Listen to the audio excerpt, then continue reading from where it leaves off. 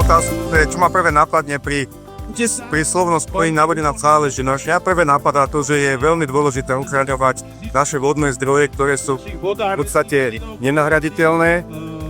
Teraz sa tvárime, že sú nevyčerpateľné, ale to nemusí byť pravda na veky, takže v prvom rade ochrana životného prostredia a vodných zdrojov. V prvom rade je to naše motto, naše heslo v rámci Západoslovenskej vodárenskej spoločnosti, akciová spoločnosť. Ale možno dnes je aktuálna téma práve preto, že sú suroviny, ktorých je vo svete a aj u nás momentálne nedostatok.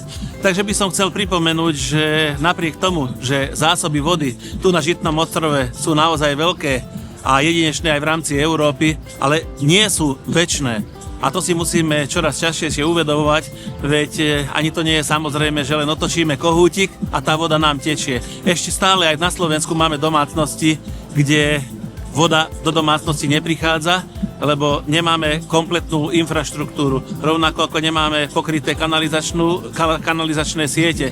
Takže ja len v myšlienkach zostávam stále s tými, ktorí tej vody majú nedostatok, že musíme myslieť aj na nich a prajem všetkým nastávajúcim generáciám, aby s vodou nikdy nebol problém, aby jej bolo dostatok, aby sme si ju mohli užívať, ale hlavne, aby sme mysleli na to, že ju budú potrebovať aj tí za nami.